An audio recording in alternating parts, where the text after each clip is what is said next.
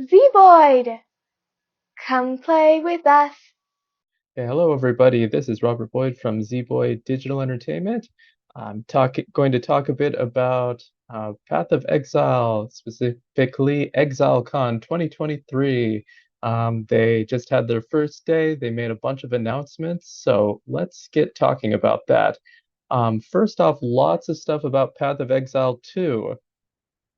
The big announcement, of course, is that Path of Exile 2 is going to be a separate game from Path of Exile 1, and we'll talk a bit more about that later.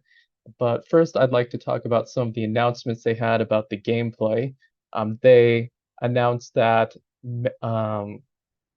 reservation for auras and other effects is going to be very different with Path of Exile 2. They're not going to be using the system they've been doing with it, which is mana reservation, where in the end, most people just end up reserving, 95% of all their mana to use as many auras as possible, except for a few people who leave their mana free for specific mana stacking effects. And they said Path of Exile 2 is not going to do that. They now have a brand new brand new resource that you can use for auras and other similar effects. So that should be much easier for them to balance, I would think. Having this separate resource, which you can invest in if you want more auras.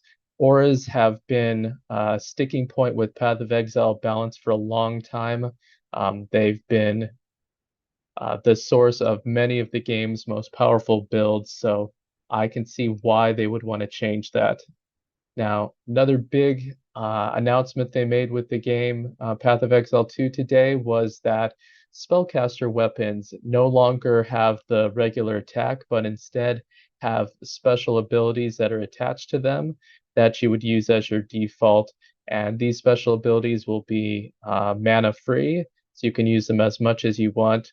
I think it's very interesting, but I don't know how much use it's going to actually get because, you know, in current Path of Exile, everyone just uses their most powerful ability. They don't really use a basic ability. So I think it's a really neat, you know, bit of flavor that they've added, but I don't know if it will have much, if any, effect on actual, gameplay after the initial stages of the game. Um, they announced that there's going to be more classes and ascendancies than we thought. Turns out that for each of the basic stat pairings, there's going to be two basic classes, and then each of those get three ascendancies that they can choose later, for a total of 36 ascendancies, which is quite exciting. And it makes me wonder about the basic classes, because in the current Path of Exile 1, there's the 7 basic classes which just determine your position on the passive tree.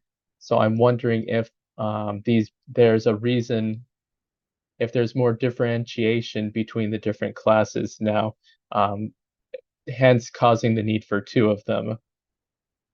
I'm also a little curious how they're going to balance these because with Path of Exile 1, with most leagues, we see a clear favorite couple of classes and ascendancies that dominate the meta for that league. And that's with just 19 classes. So I'm a little worried that with so many classes that it's going to make it much more difficult to have that kind of balance where each class is interesting and provides good reasons to use it. Now, the change that they announced that interests me the most is with how they're trying to make multiple skills more viable for individual builds. Moving on, I'd like to talk about announcement they made with Path of Exile 2 that interests me a lot. They've been really pushing for Path of Exile 2 to support builds with multiple abilities to make the moment-to-moment gameplay more interesting, and they revealed some ways that they're going to do it this time. A major problem with creating builds in the past that have multiple abilities has been the skill linking system where your gems could have, up to several different support gems attached to them that make them more powerful. And previously, they announced that in Path of Exile 2, gems will have sockets built into them instead of built into your equipment. So you'll be able to use maximum number of links on more than one ability more easily. But today, they announced some other things that will improve that. One is that you can assign your uh, different equipment loadouts to different abilities. So you can have, for example, a fire staff as your regular weapon, and then in your secondary weapon setup, you could have an ice staff, and then you could set it so that all of your fire abilities use the fire staff, and all of your ice abilities use the ice staff, boosting the power of each one.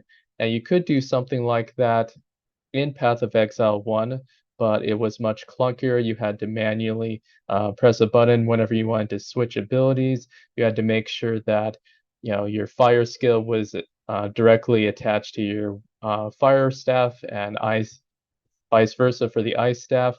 So it was just a lot more hassle, whereas this system looks like you can just go and assign weapons to whatever skill is best suited to them. The other thing is that they are setting the passive tree up so that you can set up multiple layouts and attach them to the different equipment layouts. So, not only would you have the fire staff boosting your fire abilities, but you could have a fire passive tree boosting your fire abilities. And they said this will be limited. It won't be all of your available passive skill tree points. You'll have a smaller subset of points that you can customize for different layouts. But this should be a huge boon to people who want to use multiple abilities.